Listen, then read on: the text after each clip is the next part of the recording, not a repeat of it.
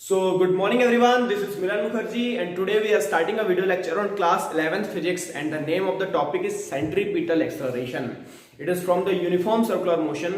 आज के इस वीडियो लेक्चर में हम सेंट्रीपिटल एक्सेलरेशन के बारे में जानेंगे कि सेंट्रीपिटल एक्सेलरेशन क्या होता है। ठीक है, आप जानते हो कि ये जो सीरीज चल रही है वीडियो की वो हम क्या समझ रहे हैं, हम समझ रहे हैं यूसीएम को। यूसीएम का मतलब क्या हुआ है, यूनिफॉर्म सर्कुलर मोशन। हम यूनिफॉर्म सर्कुलर मोशन को समझ रहे हैं। आप लोग पहले थोड़ा बहुत जान चुके होंगे या पहले के वीडियोस जो भी आपने देखे होंगे उसमें जान चुके होंगे कि यूनिफॉर्म सर्कुलर मोशन क्या है। कि जब भी एक बॉडी क्या करती है, एक बॉडी गोल गोल गोल गोल घूमती है, एक सर्कुलर पाथ में गोल गोल घूम रही है और उसकी स्पीड मेरी कांस्टेंट है, तब मैं क्या कहता हूं, तब मैं कहता हूं कि वो बॉडी कैसी है, वो बॉडी मेरी यूनिफॉर्म सर्कुलर मोशन में है। हम जानते हैं कि स्पीड हमारी कांस्टेंट होती है लेकिन इसकी वेलोसिटी बार बार चेंज होती आती है। वेलोसिटी क्यों चेंज होती आती है, क्योंकि उसका डायरेक्शन बार बार चेंज होता जाता है। ठीक है, तो यूनिफॉर्म सर्कुलर मोशन को समझने के लिए अपन क्या करते हैं, एक डायग्राम लेते हैं और डायग्राम को थोड़ा सा समझते हैं और इस वीडियो के एंड तक हम क्या करेंगे, सेंट्रीपिटल एक्सेलरेशन को डिराइव करेंगे। आप लोगों की बुक में सेंट्रीपिटल एक्सेलरेशन को बहुत लंबे चौड़े से डिराइव करके होगा। कई बार बच्चे बुक से पढ़ने में कंफ्यूज हो जाते हैं कि हम सेंट्रीपिटल एक्सेलरेशन को कैसे डिराइव करेंगे, लेकिन इस वीडियो के साथ बने रहो। अपन एंड में क्या करेंगे, छोटा सा डेरिवेशन सॉल्व करेंगे और सेंट्रीपिटल एक्सेलरेशन को डिराइव कर देंगे। ठीक, तो सबसे पहले अपने कंसेप्ट को बूस्ट करो कि यूनिफॉर्म सर्कुलर मोशन कैसा है और यूनिफॉर्म सर्कुलर मोशन से मैं सेंट्रीपिटल एक्सेलरेशन को किस तरीके से समझ सकता हूं। ठीक, तो चलो सबसे पहले हम क्या करते हैं, यूनिफॉर्म सर्कुलर मोशन को समझते हैं। कैसा, एक प्रैक्टिकल एग्जांपल इमेजिन करते हैं कि हमने बोला है कि हमने एक पत्थर लिया हुआ है, उस पत्थर में एक हमने धागा बांधा हुआ है। ठीक, और पत्थर में धागा बांधने के बाद क्या कर रहा हूं, उसको मैं गोल गोल गोल गोल घुमा रहा हूं। तो ये पत्थर है, इसमें धागा बंधा हुआ है और उसमें गोल गोल गोल गोल घुमा रहा हूं। जब ये गोल गोल घूम रहा है तो ये क्या हो रहा होगा, तो असल में क्या होता है, जब मैं उसको गोल गोल घुमाना चाहता हूं तो मैं पत्थर को बाहर की तरफ थ्रो करता हूं, बाहर की तरफ फेंकता हूं और उस रस्सी से उसको अंदर की तरफ खींचता हूं। थ्रो करता हूं, खींचता हूं, थ्रो करता हूं, खींचता हूं और यही प्रोसेस फास्ट होने लगती है और अल्टीमेटली क्या होता है, पत्थर मेरा गोल गोल गोल गोल घूमना स्टार्ट कर देता है। ठीक, तो जब इसको डायग्राम के हिसाब से समझते हैं तो मैं यहाँ पे एक मैं सर्कल बना रहा हूं। लेट अस सपोज दैट यहाँ पे ये मेरा ऑर्बिट है जिसमें मेरा पत्थर गोल गोल गोल गोल घूम रहा है। ठीक, तो अभी क्या होता है, लेट अस सपोज दैट ऐसा ऐसा गोल गोल घूम रहा है। तो मैंने क्या किया हुआ है, ये पत्थर मेरा यहां से घूम के यहां आया हुआ है। जब ये मेरा पत्थर यहां से घूम के यहां आया तो इस वक्त इसका स्पीड का डायरेक्शन क्या होगा, इसकी वेलोसिटी का डायरेक्शन क्या होगा, इधर की तरफ। मतलब अगर हम लोगों ने ये जाना हुआ है कि इनर्शिया के बारे में पढ़ा हुआ है। इनर्शिया क्या बोलता है कि ऑब्जेक्ट जिस डायरेक्शन में मूव कर रहा है उसी डायरेक्शन में मूव करता रहेगा जब तक कि उसके ऊपर कोई फोर्स काम ना करे। ठीक, तो अगर मैं इसका एनालिसिस करने की सोचूं, मैं देखूं कि ये पत्थर मेरा गोल गोल गोल गोल घूम रहा है, अगर मैं एक फ्रेम में इसको फ्रीज कर दूं और इसको समझने की कोशिश करूं कि कैसा है, तो ये जो पत्थर है इस वक्त इसका डायरेक्शन कहां होगा, इस वक्त इसका डायरेक्शन इधर की तरफ होगा। मैंने बोला ये जो पत्थर है इसका डायरेक्शन कहां होगा, इधर की तरफ। अगर ये किसी चीज से जुड़ा ना हो, किसी धागे से जुड़ा ना हो, किसी स्ट्रिंग से जुड़ा ना हो, तो इस पत्थर का एक्चुअल डायरेक्शन कहां होगा, इधर की तरफ होगा। या फिर इसको ऐसे समझो कि अगर ये पत्थर गोल गोल घूम रहा है और मैंने इसको यहां से कैंची से कट कर दिया इस धागे को, तो ये पत्थर कहां जाएगा, ये पत्थर अपने नेचुरल डायरेक्शन की तरफ जाएगा जो कि कहां है, इधर की तरफ। ठीक, अब हो क्या रहा है कि ये जो धागा मेरा बंधा हुआ है, ये जो स्ट्रिंग मेरा बंधा हुआ है, वो इसमें एक टेंशन क्रिएट कर रहा है। टेंशन की मतलब एक फोर्स क्रिएट कर रहा है। फोर्स में क्या होता है, हम जानते हैं फोर्स का फॉर्मूला क्या होता है, force is equals to mass into acceleration. कोई भी फोर्स क्या करता है, उस बॉडी को जिसमें मास है उसको एक्सेलरेट करता है, एक्सेलरेट कर रहा है। चलो, तो इसका एक्सेलरेशन का डायरेक्शन क्या है, इसका डायरेक्शन हमेशा किधर होता है, सेंटर की तरफ। इसका डायरेक्शन कहां होता है, सेंटर की तरफ। इसका जो एक्सेलरेशन काम कर रहा है, पत्थर तो यहां भागना चाह रहा है लेकिन ये धागा क्या कर रहा है, धागा इसको सेंटर की तरफ खींचना चाह रहा है। पत्थर खुद उधर भागना चाहता है, ये धागा क्या करता है, इसको सेंटर की तरफ खींचता है। तो अल्टीमेटली क्या होगा, ये जो एक्सेलरेशन है, ये जो एक्सेलरेशन का वेक्टर है, इस वेलोसिटी वेक्टर के डायरेक्शन को चेंज करेगा। कैसा, ये इधर जाना चाहता है, ये इधर खींचना चाहता है, दोनों मिलकर क्या करेंगे, एक रिजल्टेंट मेरा किधर बनेगा, इधर की तरफ, और अब नया डायरेक्शन कहां आ जाएगा, इधर आ जाएगा। ठीक, इसी तरीके से जब ये पत्थर मेरा घूम के इस पॉइंट पे आ गया है, अब इसका नया डायरेक्शन इधर की तरफ है, लेकिन ये धागा क्या कर रहा है, फिर इसको सेंटर की तरफ खींच रहा है। जब फिर सेंटर की तरफ खींचेगा तो ये इधर भागना चाहता है, ये इसको सेंटर खींचना चाहता है, तो फिर एक रिजल्टेंट हो जाएगा, तो ये कहां आ जाएगा, ये इधर आ जाएगा। अब ये फिर इधर भागना चाहता है और फिर धागा उसको फिर अंदर की तरफ खींचता है, तो ये फिर किधर आ जाएगा, इधर आ जाएगा। तो अल्टीमेटली क्या होगा, हर मोमेंट पे, हर फ्रेम ऑफ सेकंड पे अगर मैं देखूं, बहुत ही माइन्यूटली भी देखूं, तो कंटिन्यूअसली इसमें एक एक्सेलरेशन काम कर रहा होता है। वो एक्सेलरेशन क्या करता है, इसको अंदर की तरफ खींच रहा होता है। और जब ये अंदर की तरफ खिंच रहा होता है तो इसका बार बार इसके डायरेक्शन, इसके वेलोसिटी के डायरेक्शन में चेंज आता जाता है, और जितनी बार इसके डायरेक्शन में चेंज आता जाता है तो ये कभी भी एक लीनियर पाथ में मूव नहीं करता, बल्कि कैसे पाथ में मूव करता है, एक सर्कुलर पाथ में मूव करता है, और ये कंटिन्यूअसली अपनी वेलोसिटी के डायरेक्शन को चेंज करता जाता है। कैसा, मैंने बोला इसका डायरेक्शन इधर था, थोड़ा थोड़ा थोड़ा थोड़ा चेंज होने पर इसका डायरेक्शन किधर हो गया, इधर की तरफ हो गया। फिर जब ये पत्थर घूम के मेरा इधर आएगा तो इसका डायरेक्शन किधर हो जाएगा, इधर की तरफ हो जाएगा। जब ये पत्थर घूम के मेरा इधर आएगा तो इसका डायरेक्शन इधर हो जाएगा, और फिर वापस यहाँ आएगा इधर हो जाएगा। मतलब अल्टीमेटली क्या हो रहा है, हर फ्रेम ऑफ सेकंड पे उसके वेलोसिटी को चेंज किया जा रहा है, और वेलोसिटी जब चेंज होती है तो क्या आता है, एक टर्म आता है, उसको हम बोलते हैं एक्सेलरेशन। और यहाँ पे जो एक्सेलरेशन है, इस एक्सेलरेशन का डायरेक्शन किधर है, इस एक्सेलरेशन का डायरेक्शन क्या है, towards the centre of the circle, towards the centre of the circle. तो इसी एक्सेलरेशन के कारण ये क्या कर रहा है, कर्व पाथ में ट्रैवल कर रहा है, और यही जो एक्सेलरेशन है जो कि toward the centre of circle लगता है, इसको हम क्या नाम देते हैं, इसको हम नाम देते हैं सेंट्रीपिटल एक्सेलरेशन। ठीक है, तो यूनिफॉर्म सर्कुलर मोशन में एक एक्सेलरेशन होता है जो उस ऑब्जेक्ट की वेलोसिटी को कंटिन्यूअसली चेंज करता है, और उसका डायरेक्शन हमेशा towards the centre of circle होता है। इस टाइप के एक्सेलरेशन को हम क्या बोलते हैं, इस टाइप के एक्सेलरेशन को बोलते हैं सेंट्रीपिटल एक्सेलरेशन। ठीक, आई बात समझ में। थोड़ा सा आगे बढ़ते हैं, अब सेंट्रीपिटल एक्सेलरेशन को डिराइव करते हैं कि एक कितना एक्सेलरेशन होगा, इसका मैग्नीट्यूड क्या होगा, या इसका फॉर्मूला किस तरीके से बनेगा। ठीक, तो चलो इस थोड़ा सा इसको मैं रब कर रहा हूं, या मैं एक नया डायग्राम बनाता हूं, नया डायग्राम के साथ हम समझते हैं कि कैसा होगा। चलो इसको मैं मिटा देता हूं।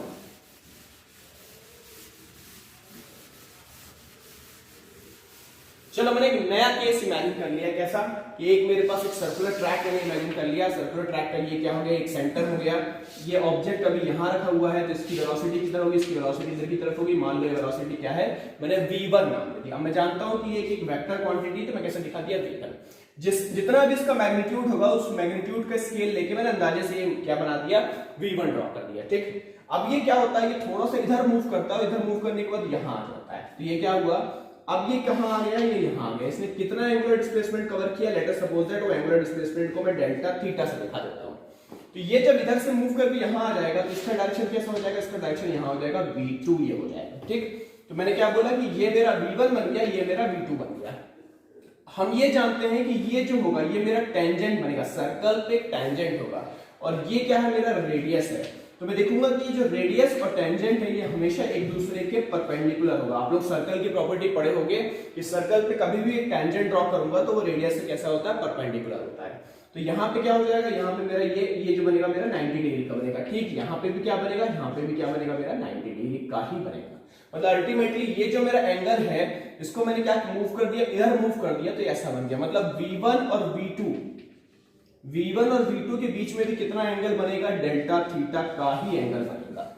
मैंने बोला ये मेरा r है, ये मेरा टेंजेंट है 90 डिग्री पे, इसी को मैंने इधर मूव कर दिया, तो ये v1 कितना डायरेक्शन शिफ्ट हो जाएगा, ये भी कितना हो जाएगा, डेल्टा थीटा ही हो जाएगा। ठीक, चलो अभी हमने बोला कि ये जो मेरा v1 है, अगर मैं इस v1 का मॉडुलस निकालूं तो वो ठीक कितना होगा, मेरा v2 के बराबर ही होगा। क्यों होगा, क्योंकि ये कैसा है, यूनिफॉर्म सर्कुलर मोशन। यहाँ पे स्पीड मेरी कांस्टेंट है, यूनिफॉर्म का मतलब स्पीड मेरी कांस्टेंट है। इसका मतलब वेलोसिटी का डायरेक्शन भले अलग अलग है, लेकिन उसका मॉडुलस निकालूंगा, उसका मैं अगर स्केलर पार्ट निकालूंगा, सिर्फ मैग्नीट्यूड वाला पार्ट निकालूंगा, तो वो मेरा कैसा है, वो मेरा कॉमन है, सेम टू सेम है।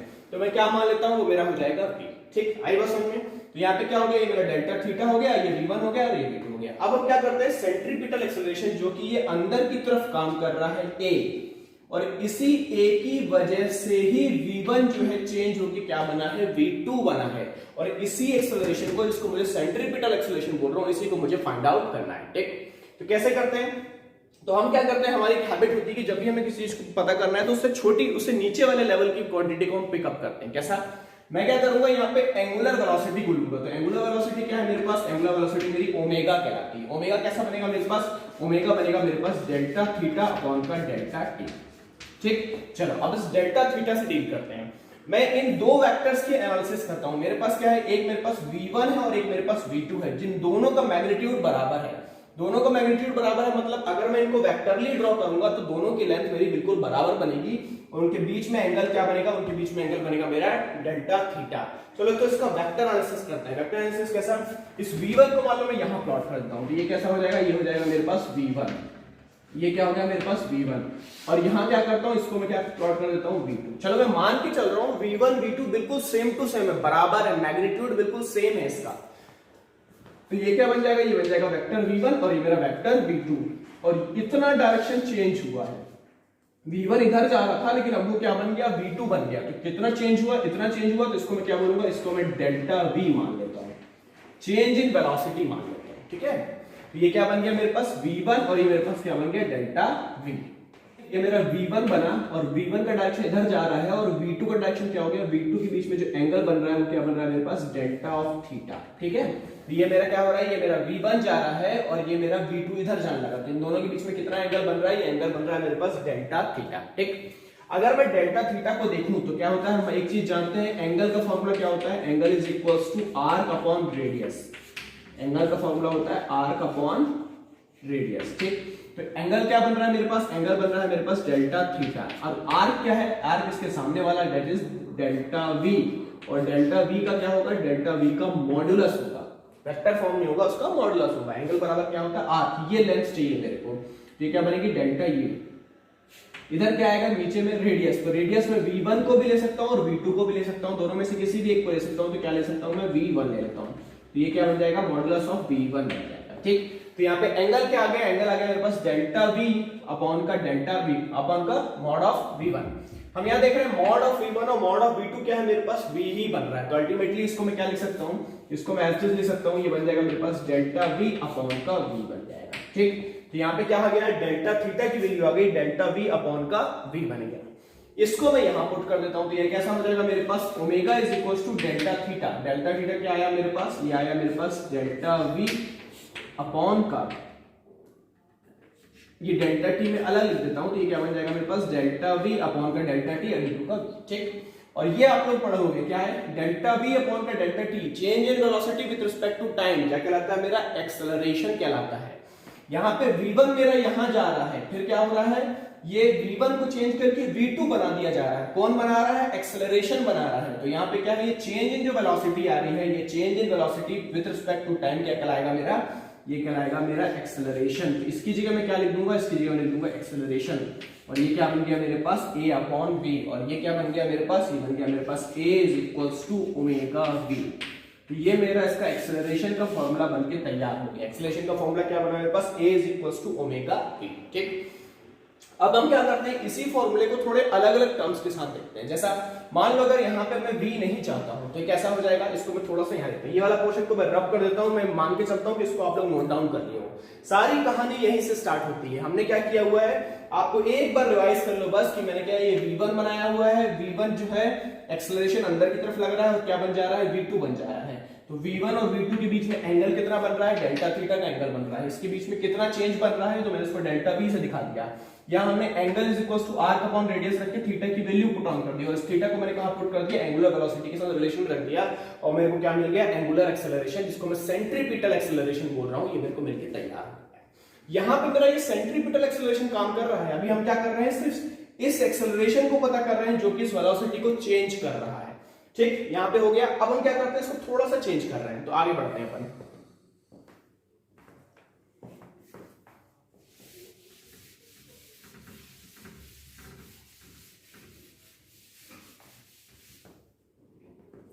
चलिए, तो ये क्या बन गया मेरे पास, ये बन गया A is equals to omega V। अब हम क्या करते हैं, यहाँ पे हम इसको ले रहे हैं A is equals to omega V और क्या करते हैं, यहाँ पे ओमेगा को हटाने की कोशिश करते हैं। तो ओमेगा को कैसे हटा सकते हैं, हम जानते हैं क्या होता है, V is equals to omega R, हम पहले पढ़ चुके हैं, हमारे पास एक रिलेशन है।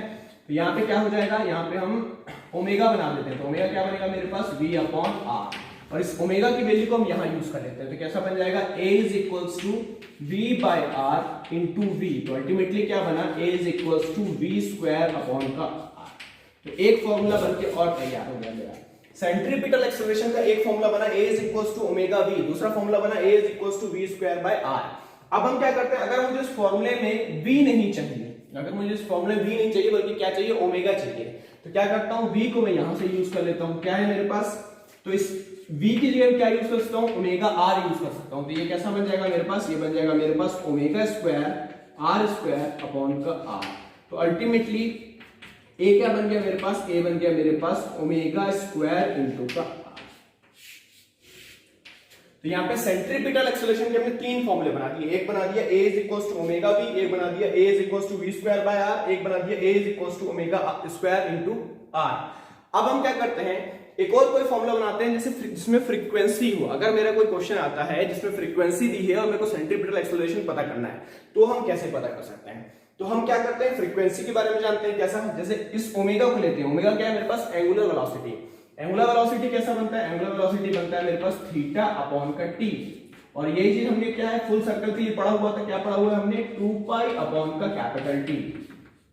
Yes, 2 pi upon capital T को हम क्या बोलते हैं, 2 पाई एफ बोलते हैं। अल्टीमेटली क्या होगा, इस ओमेगा की जगह यूज कर सकता हूं मैं, 2 पाई एफ यूज कर सकता हूं। ये क्या बन जाएगा मेरे पास, ये बन जाएगा a is equals to 2 pi F to the whole square into r, और अल्टीमेटली क्या बन जाएगा, a इज इक्वल्स टू 2 का square 4 pi square F square into r।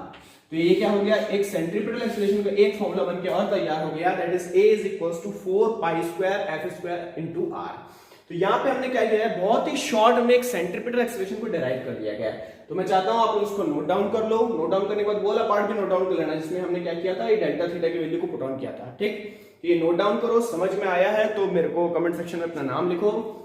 जो चीज डाउट है, जो चीज समझ में नहीं आई है, अपन जो भी गूगल मीट की क्लास लेते हैं उस पर डिस्कस करो, या कमेंट सेक्शन में लिख के मुझे पूछो कि आप लोगों को क्या समझ में नहीं आया। ठीक है, तो आई होप, मैं मान के चलता हूं कि ये वीडियो आप लोगों को समझ में आया है। मिलते हैं अपन अगले वीडियो के साथ में। Thank you.